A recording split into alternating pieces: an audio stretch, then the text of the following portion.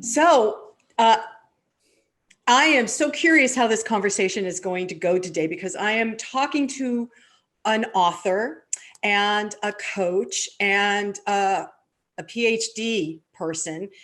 And she's written several books, but her latest one caught my attention. And it's called From Triggered to Tranquil: How Self-Compassion and Mindfulness Presence Can Transform Relationship Conflicts and Heal Childhood Wounds. Okay, that's a big mouthful, but I want to welcome Susan Campbell. Thanks for joining us. I'm glad to be here, Susan. Okay, so you just said everything that I have personally been attempting to do over the last years, as well as healing my childhood wounds. That's been specific this year, and transforming relationship conflicts. So getting from triggered to tranquil. What caused you to write this book first? Because I'm curious about that. I've been a relationship coach for 55 years. So I've seen a lot of different kinds of relationship conflicts. And I've kind of boiled down the core cause of almost all human suffering and conflict. And that's the fear of emotional pain. Yeah, raising my hand because who doesn't have that fear? I do. So, all right. And then that led me, okay, the fear of emotional pain. That's what people are trying to protect themselves from when they're dodging or attacking or blaming or even feeling their own shame. They're not able to really find what they need to communicate because they're afraid of things like rejection, abandonment, being invisible, not being important, being trapped, being used. So these are, when I'm labeling off these fears now, these are what are behind people's emotional triggers. These words are actually about emotional pain. Like if I was criticized a lot as a child, I'm going to have some pain that I carry with me until I do the healing work. And that's going to pop up in my adult relationships. So what I saw really in all this couples work I've done is basically everybody's got childhood wounds that mess up their adult relationships. And it doesn't have to be that way. We can use these painful memories and these painful disclosures to heal ourselves and help our partners heal. Okay, so Susan, I just got to say, as you were listing all those things, I'm like, how did she know I have that and that? Wait, and that and that. So does most everybody have most of these? Yeah. Wounds? Yeah, I'll do this thing called the favorite fears contest when I'm with a big audience, and I'll say, how many people, this is only in the last 10 years that people have been able to use this language about themselves and identify these things, especially in public. But people will say, I'll say fear of abandonment, anybody? And they'll all raise their hand. Fear of rejection, yes. Fear of criticism, fear of being judged, misunderstood. Okay, so I bet those all sound pretty familiar to people. And what they look around, wow, I'm not alone. I think that's a big one for people to not want to dive deep into that shadow side of themselves or that wounding, because I used to think this about myself. I'm the only one that's got that. I'm the misfit. I'm the broken person or whatever. And that's not true. It's not. Yeah. So, okay. So what do you recommend when you, with your clients, when you start to uncover these emotional pain points? I teach people self-compassion. That's in the title, how self-compassion can help transform not just your relationships, but heal your childhood wounds. And the practice that I teach is you start with an incident in an adult relationship. So this is not just for couples or intimate partners. it's for everybody. And as you know, I've got a chapter about being triggered by the news or being triggered by the world situation. So I've broadened it way out now. But anytime you have one of those kind of, oh, I'm about to be misunderstood. Of course, you don't think it. No. Your mind doesn't get in gear, but you're just, if you inquire later, you'll find, oh, it's about my fear of being misunderstood. That's why I over-explained so much. And then people didn't want to hear me and they started walking away. You know, it's like the more you describe do. my spouse, he was just talking to me before we came on, and oh my God, that's part of it. Okay, wow. Yeah, that's a very common protection.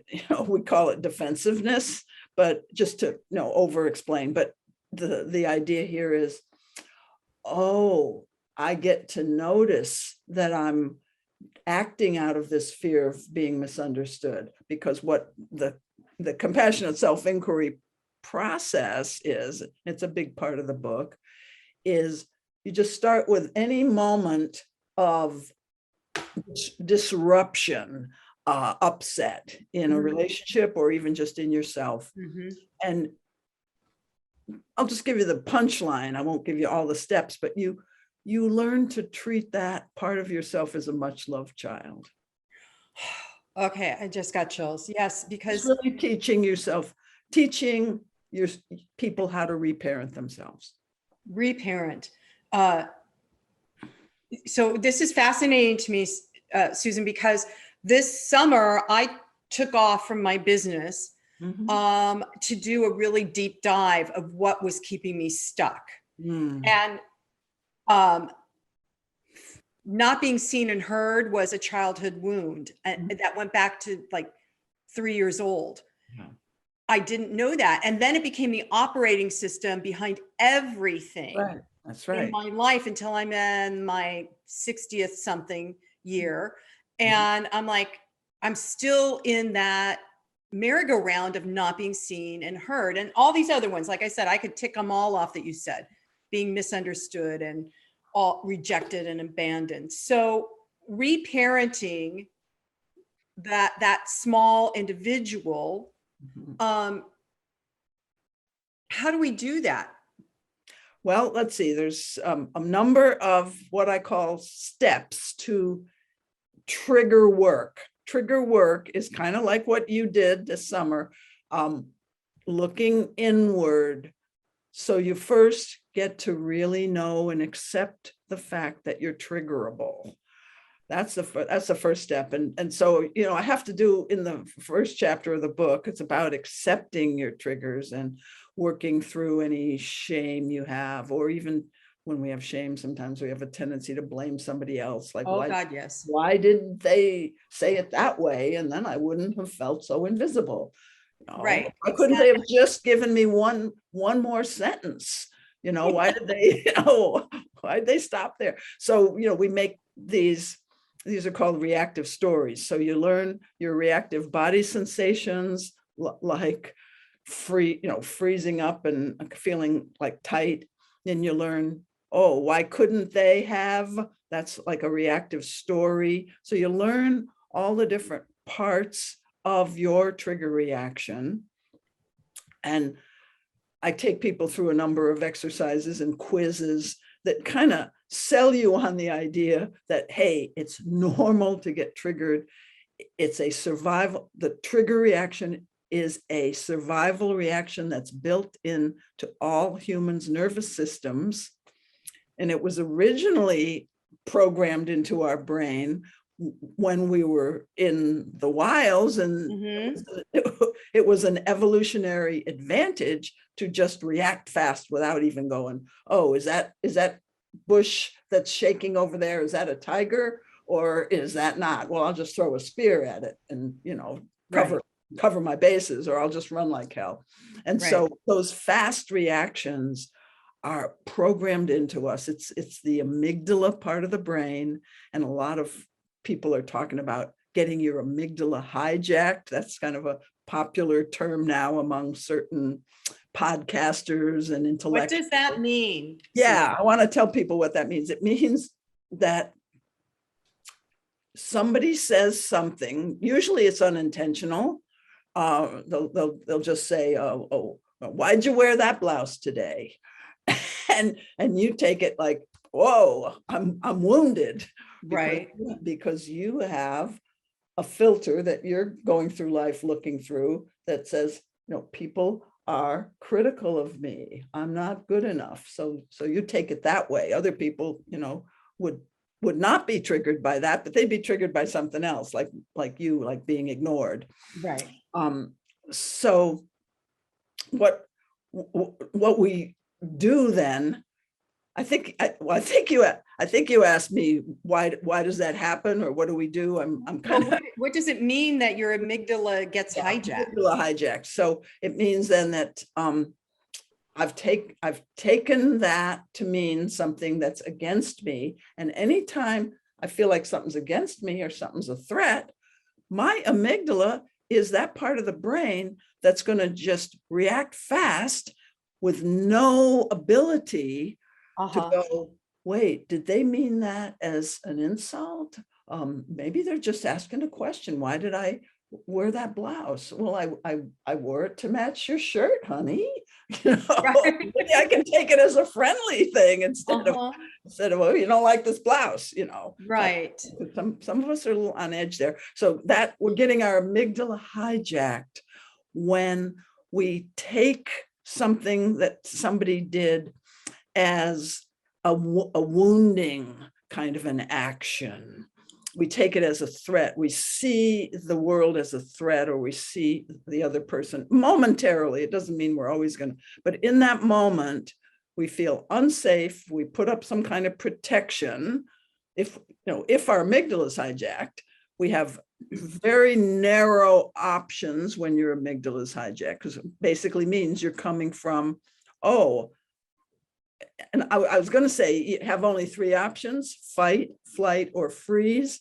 But most of us have just one option, because our nervous systems are programmed either to be more of a fighter, or a person who gets reasonable when they get triggered and try to talk the other person down. Oh no, you're misunderstanding me. Or to freeze. Oh, it's just things, this situation's hopeless. I just have to numb myself. So each person has their own sort of individual trigger signature. Some go more on the offense, some on the defense, and some just kind of go away. So that amygdala is when we're born, we can either go fight, flight, or freeze, but over our lifetime, we favor one of those three Fs more than others. Right. We're either the aggressor or the person who's more passive. So getting your amygdala hijacked basically means you are out of control of the prefrontal cortex, which is the part of your brain that you want to come from most of the time. You're not able to connect with your prefrontal cortex. It's like that part of you just went offline. The prefrontal cortex is the part of the being that can cooperate, can empathize, can listen to other points of view that are different from your own, which is very important in these times of great diversity. So that's the prefrontal cortex. The amygdala can't do any of that. It's just kill or be killed, fight or flight, that type of thing. Right. So you want to have tools for getting your amygdala out of the way, kind of calming it down, like, oh, honey, oh yeah, that hurt. He may or may not have meant it, and then you get your prefrontal cortex. No, he didn't mean it. He's a compulsive joker, or he's always poking at people. You remind yourself of what you already know. Once you've calmed yourself down, you can get that higher brain power back. So Susan, can we talk about blaming and shaming and projection? Because that's exactly what's been happening for the last couple of years. Well, it's been happening for centuries, everybody, but the blaming, shaming game has just heightened. Yes, and that's intentional sometimes. Intentionally trying to hijack somebody else's amygdala so you can get the upper hand. I mean, certain people in power are able to do that to others, and we've seen it on the news. Oh God. Insulting somebody if they disagree with you, threatening somebody if they disagree with you. I mean, we used to, I've worked a little bit in New York City politics, and, we used to kind of say, oh, well, that's politics, you badmouth your partner. But things have gotten way, way out of hand here with public blaming, shaming, tearing up people's reputations and stuff like that. And that, of course, that's going to hijack my amygdala if I see on social media. And then there's this other thing, social media and all that, something that is designed to ruin my reputation, so that's not true. And not true. So that's just fascinating to me, because I just had a personal experience of this with a very, very close dear friend. And I've had to put our relationship on hold because there was a conversation where she wanted me to do what she wants me to do because it makes sense to her in all her analytics and studies and what she wants. I'll just be straight up. Holy moly, God. So I am one of the people that is choosing not to get vaccinated. The reason why is because my intuitive structure, my personal body system and energy system, every time I check in with myself, it's a no-go. Don't do it. Yeah. And people that have gone down the rabbit hole of this is why you need to, can't accept that as reasoning. They don't see it as reasonable. And so this friend who I love and adore has at dinner one night just pounded me about, I don't understand. Why are you choosing not to? And yet she didn't want to hear why I was, whatever my answer, it wasn't the answer she wanted. And so she came at me another way and another way and another way. When I finally just had to stand up and say, that's it. That's it. We're not having this conversation. And I didn't feel horrible. I didn't, I wasn't vicious with her or anything. It was just like, boom, done. Yes. Because she couldn't, there was no way to have a conversation so she would understand. And the bigger thing she said is, if everybody got vaccinated, then I could have my business back again. So she's running from fear. Talk about an amygdala hijack. She's only in fear. And therefore, if everybody falls on her agenda line, right? And this is just one person. There are so many people. This is happening so much. So many friendships and family relationships are being destroyed by this particular difference. And of course, there's other differences, but this is very painful and very personal. So it's not, let's say they're people of goodwill on both sides. Okay? Yes. And, I have my story. I'm going to be her now. I'm her. All I can think of is the cost to me of not having, of having COVID be around, be a threat.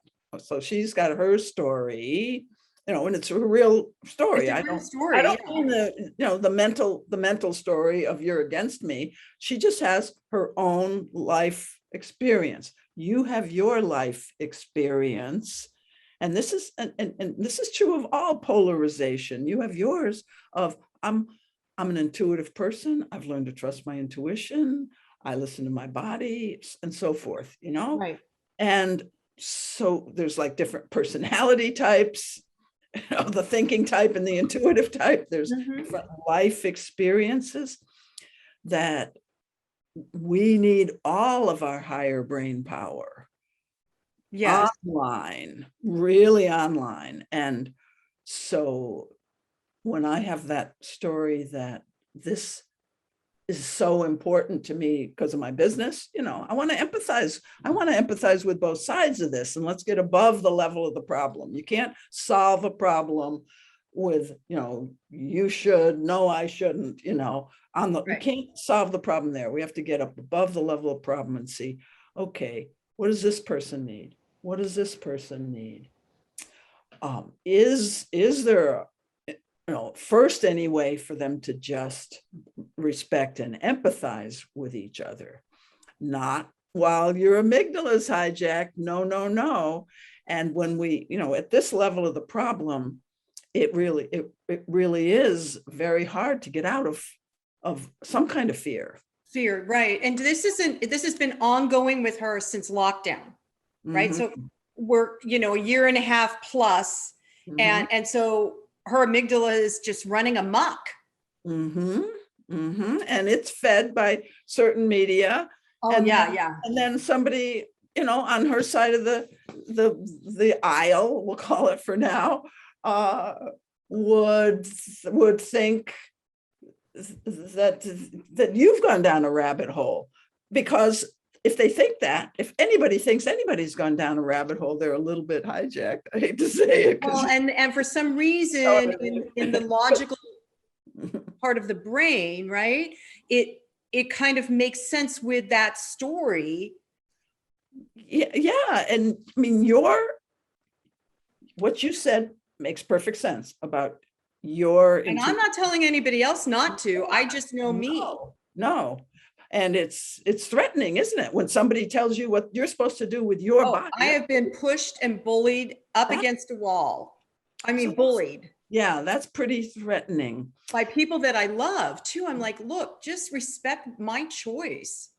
So in the book, I show people how to take any upsetting situation that's going on in the world or in your world, like COVID, like political polarization of other types, and start with your feeling, like right there when somebody doesn't listen to you, right there, you're trying to answer her question sincerely. She starts cutting you off or whatever. So you start with the experience, well, of course, the memory of like 3 days ago. And so you bring it back into the present moment. And I won't take you all the way through it, but you inquire. And I have many stories in the book where they start with an upsetting situation that having to do with world affairs. And you feel into that. And remember, I said that's a tender part of you, the part that feels like, what? Whoa, I'm not being listened to. I'm being invisible again. It's sort of like that, so if people start with just, oh, that's sort of tender, let me inquire about that. Let me use this present trigger situation, that's what we call them, or trigger stimulus, to get to know myself more deeply. And so you will find different times when, like for example, you felt not heard, invisible, validated, and you'll be able to bring compassion to that part of yourself. And in so doing, if we do enough of that, we're able to, I'm going to say, hold more frustrating situations without getting triggered. We're able to manage a little more gradually, a little more emotional pain, appropriate emotional pain, a little more. And at the same time, we're able to respect the boundaries of that tender part. And sometimes we do need to cut off a friendship. And I talk about that in the book, and I recommend that in the book. Yeah, and that's a hard thing for unfortunately, but we have to feel like, hey, sometimes it's not like my amygdala is hijacked, I'm a weak person. This is re-traumatizing for me. This is not a healthy adult situation to be in.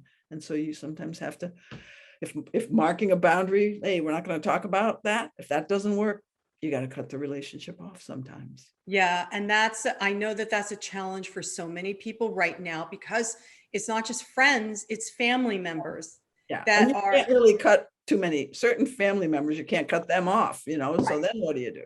You avoid them? Oh, I don't know. So then in coming to a place of self-compassion, right? I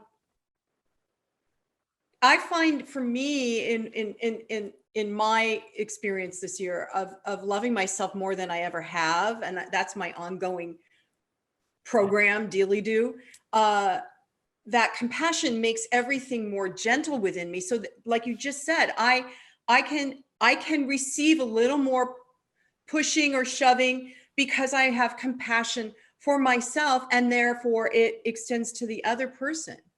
Beautiful. I was going to say that, but I'm so glad you said it, because I didn't want to like shove it down anybody's throat that should happen. But that is what happens. Once you get good at self-compassion, you really have more space for other different types of people.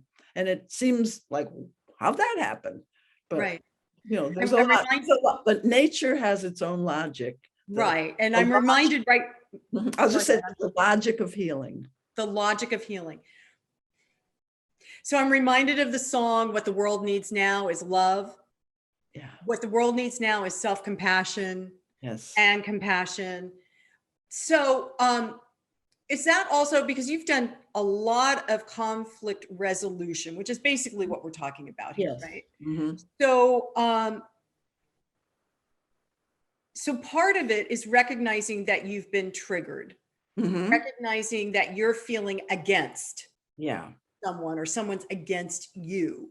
Mm-hmm. How do you, like, I kind of see it as a, well, you said that whole higher, get above the problem, but I do see it at kind of as a triangle where there's a part where you can connect heart to heart, even and still retain your opinion or your independence.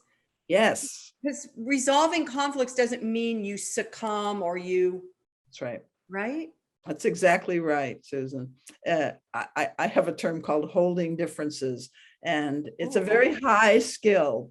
It's the ability to listen openly to somebody who really disagrees with you without losing your own stance or your own values or point of view. And we can all learn to do that.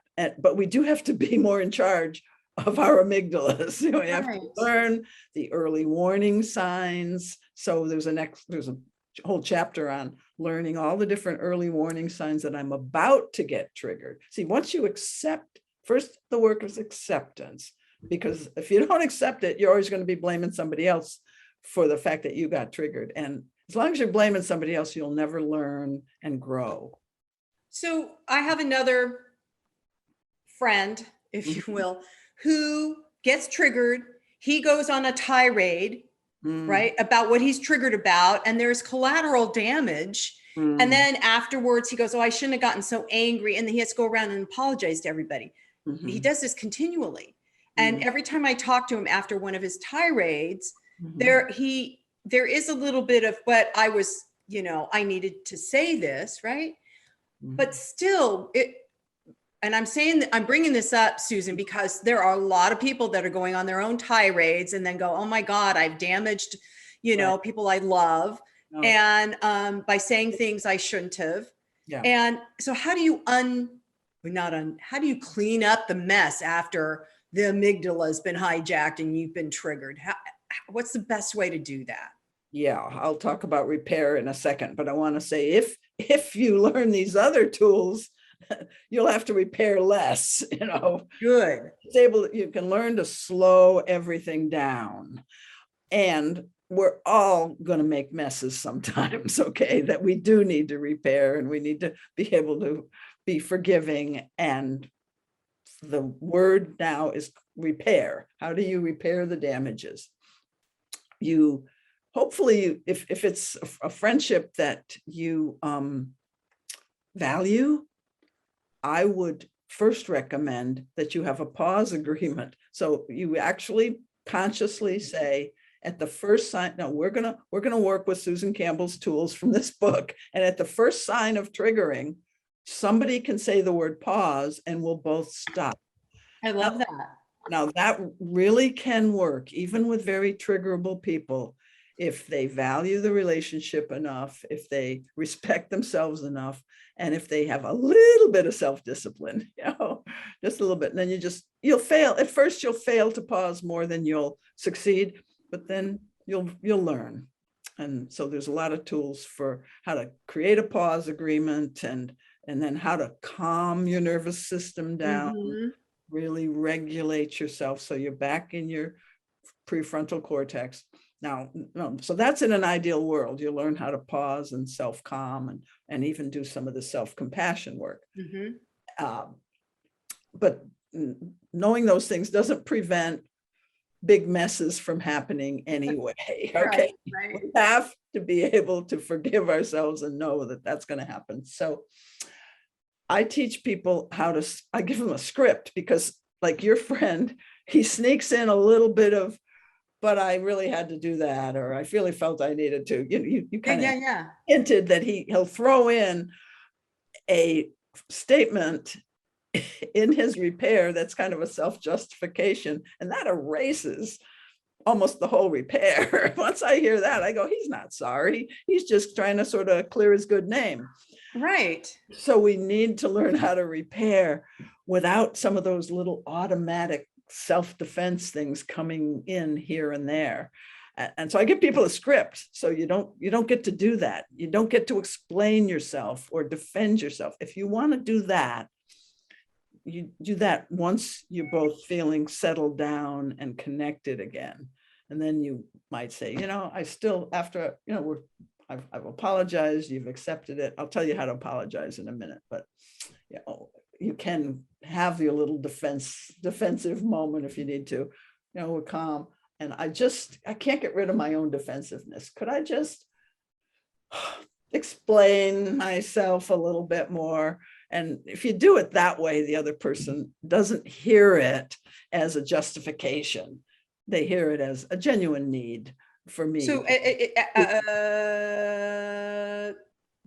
asking permission to explain helps the other person, helps the other person. This is after you've repaired, after you've already said, when I cut you off in the middle of your sentence and started yelling, I was triggered. Well, first you give a preamble. You say something like, I'd like to repair that incident between us that just happened. When I said that, I was triggered. It was probably my fear of not having control acting up. I'm so sorry I did that. You didn't deserve that. And sometimes you say those words and sometimes you don't. You have to be willing for the self-inquiry in the moment or as soon as possible after the incident. Self-inquiry. You have to have done the self-inquiry before you do the repair. And you have to have already gotten enough acceptance of your triggers so you're not afraid to go and admit, I was triggered. Everything I said, I didn't mean. That was my old fear, cornered animal self coming out, that type of thing. So you put the script, so you say it in the right order, and then you say, and if I had it to do over, I would have paused at the moment that you said pause and I overrode you, or at the moment that I started feeling the heat rising in my face, because I know that's one of my trigger signature elements. So there's different types of repair. Sometimes you repair, sorry that I didn't pause. Sometimes you always say, I'm sorry, I did that behavior, if there's a behavior. And then you just say, and I need your help feeling that I do matter to you, or that my voice is valued, something like that.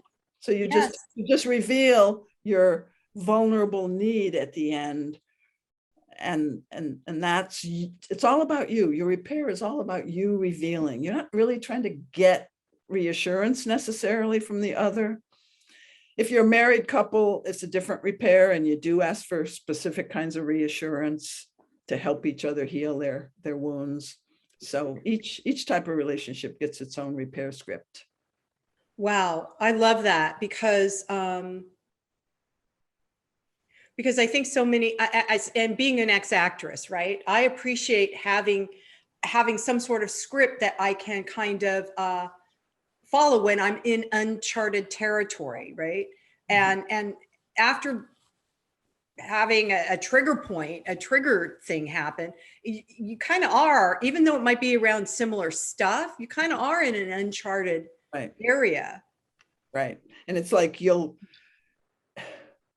it's still upsetting enough to the two people that you might regret if you don't have the training wheels of the Right. script.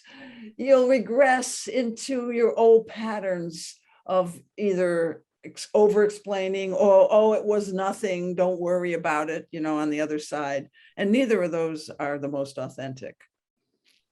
Susan, I so appreciate us talking about this today. You've given me personal insight, and I hope that the people that listen feel the same way. So the book is called From Triggered to Tranquil: How Self-Compassion and Mindful Presence Can Transform Relationship Conflicts and Heal Childhood Wounds. And who doesn't want that? Really? Come on, everybody.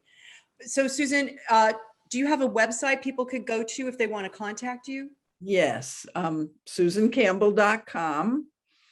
And if they sign up for my newsletter, which is right there, how to do that on the home page, I'll send you a notice about my monthly free group coaching calls. Oh my goodness. I'll do a 1 hour free video, a Zoom call on Tuesdays, first Tuesday of the month. And I send out to my newsletter people the login information for that. And I do 3-minute therapy with people on the call, or Oh my goodness. I'll do a little exercise with you. So I want to offer this stuff. And plus, That's a gift. I mean, you can order my book, or I have 12 books out. You can order any of my books there. And I also have 3 card games that teach communication skills. One's called the Getting Real card game. One's called the Truth in Dating card game for new relationships. And one's called Truth at Work for work teams. So, but mostly I just say, order my book from Amazon, Barnes and Noble, or somewhere, your local independent bookstore. I don't need to fulfill book orders, but my games you can only get at susancampbell.com. Oh, and I think I'm going to go on your website and get one of those games, because we like to play games. Oh, they're great. They're great. They're self-disclosure games too. Yeah, and they spice up relationships, or they help family members know each other on a much different level than they've ever known each other before. You can use them in all different kinds of settings. How cool. So Susan Campbell, CAMPBELL.com. That's it. Great. Susan, I just want to thank you today for your time. And I want to say thank you for all the amazing work you've done over these many years, because I absolutely know you've made a difference in the lives of your clients, but a difference in the world. So thank you for doing this high, holy work. I really appreciate it. Thank you, Susan, for what you're doing in the world also. Oh, thank you. Yeah. So I'm just going to end with, and so it is, namaste.